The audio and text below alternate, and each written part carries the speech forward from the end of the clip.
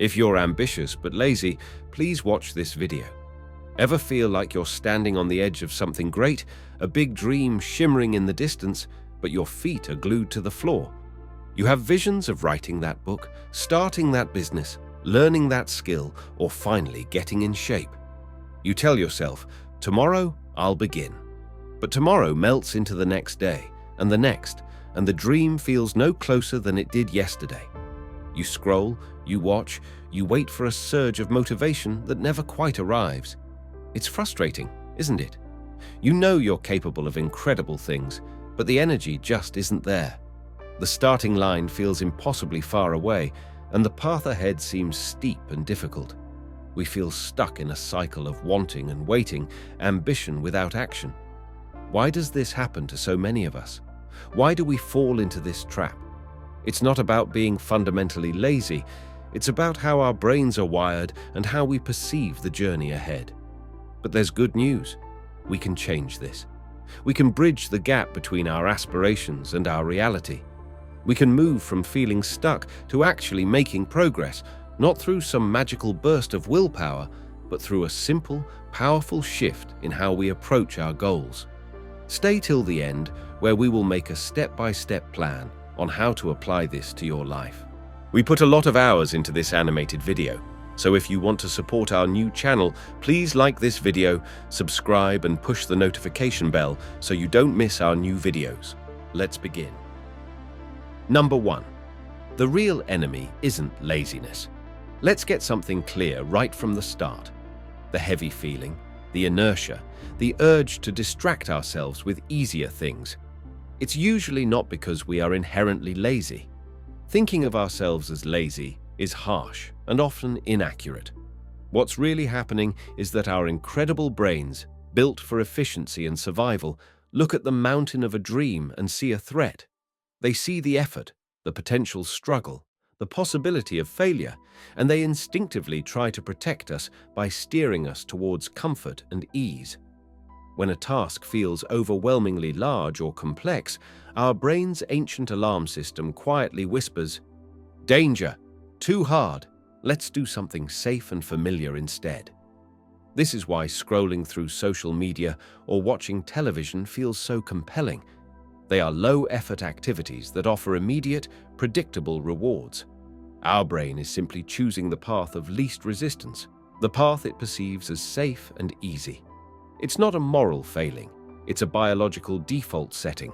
We are wired to avoid discomfort and conserve energy. Starting a massive project triggers a feeling of potential discomfort and significant energy expenditure. So the brain signals for us to pause, to wait, to do something less demanding. This is the root of the problem, not a fundamental lack of drive. The feeling of being lazy is often just the feeling of being overwhelmed. Number 2. Willpower is a fickle friend. Many of us believe that the key to achieving our big dreams is simply to summon more willpower. We think if we just try harder, if we can just force ourselves to start and keep going, we will succeed. But willpower is like a battery. It has a limited charge, and it drains throughout the day, making difficult decisions, resisting temptations, pushing through discomfort. All of these things deplete our willpower reserves. Trying to rely solely on sheer force of will to tackle a huge, daunting task every single day is exhausting. We might manage it for a day or two, perhaps even a week if we're feeling particularly motivated. But inevitably, the battery runs low.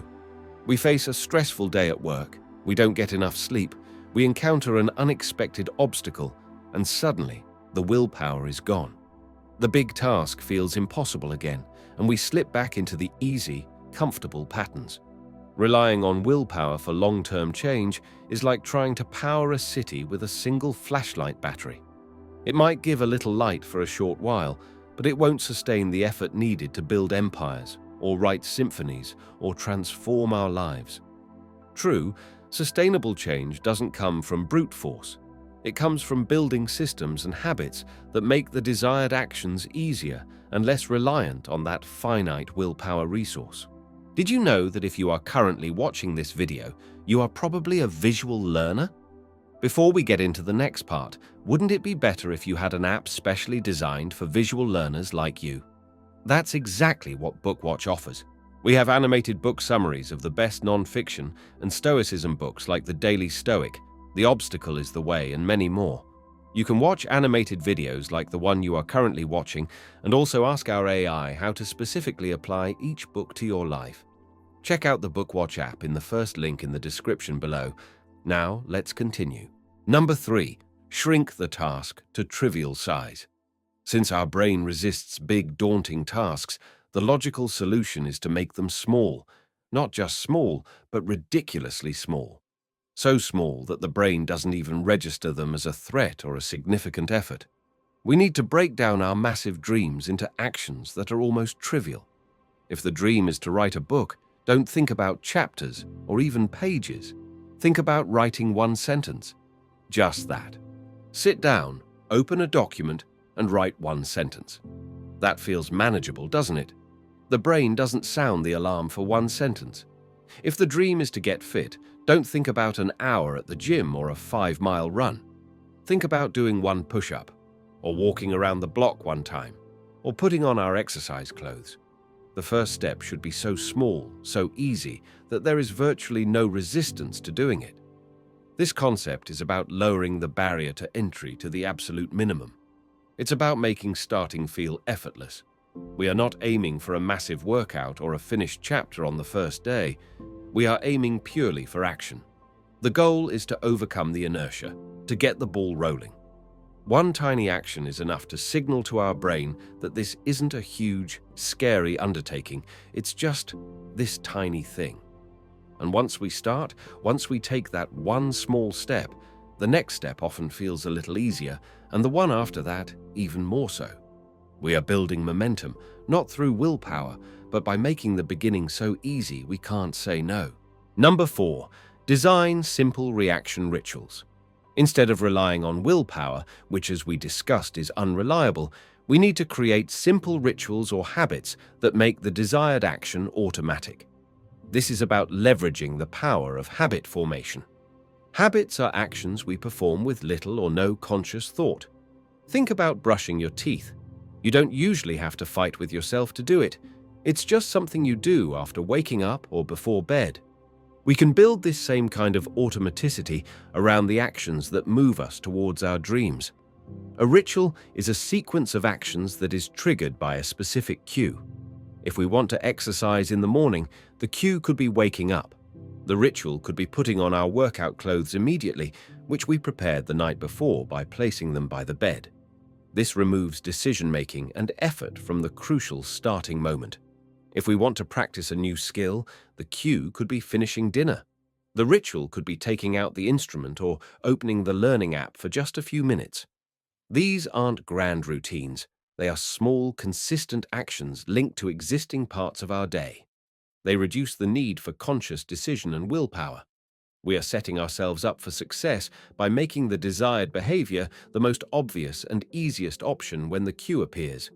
It's about making the path to taking action smooth and frictionless, removing the little hurdles that allow our brain to default to easier alternatives. Number 5. Just start for 2 minutes. This is a powerful technique that directly tackles the resistance to starting. The hardest part of any task is usually beginning. We dread the initial effort, the confronting of the blank page, the first difficult note, the cold air on a run. The 2-minute rule is simple. Commit to doing the desired activity for just 2 minutes. That's it. If we want to read a book, we just need to read for 2 minutes. If we want to clean, we just need to clean for 2 minutes. If we want to work on that creative project, we just need to work on it for 2 minutes. The goal is not to finish the task or even make significant progress in those 2 minutes. The goal is purely to start, to overcome the initial inertia.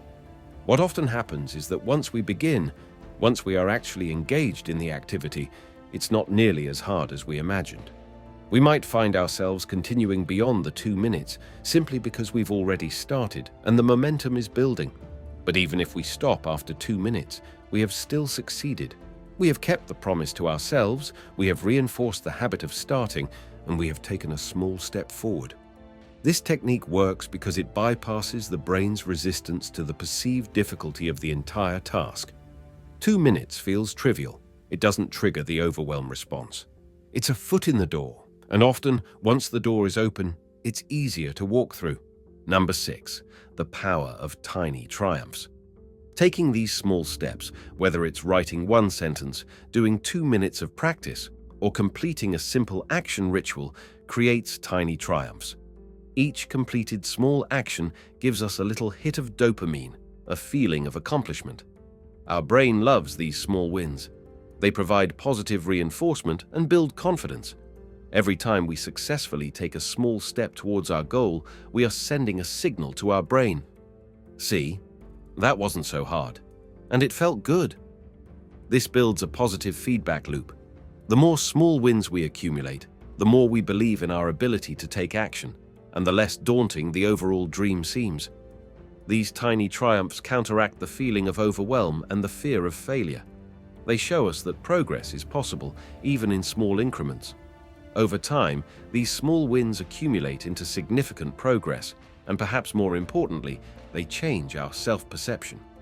We start to see ourselves not as someone who is lazy or stuck, but as someone who takes action, someone who makes progress, someone who is building towards their dreams, one small, consistent step at a time.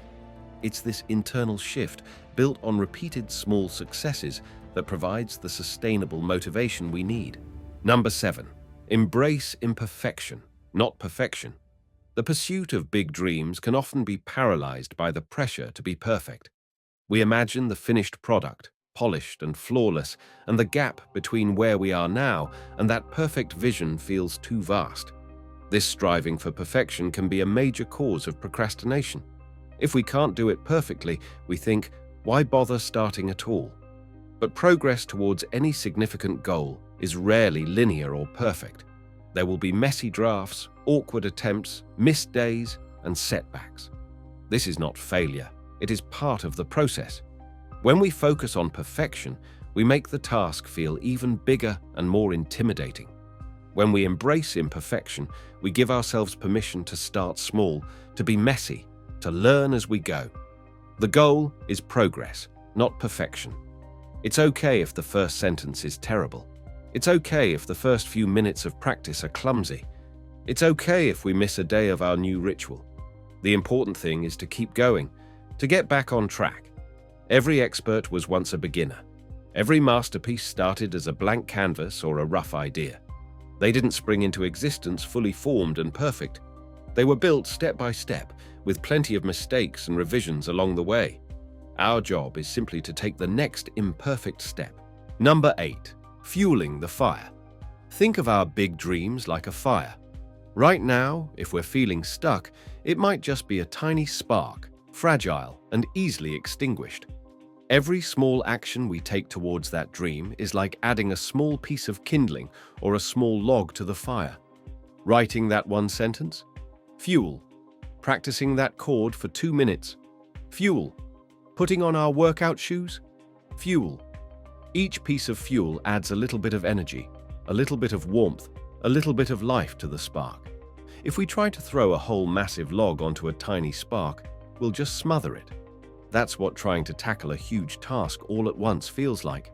But if we consistently add small pieces of fuel, the fire will gradually grow stronger.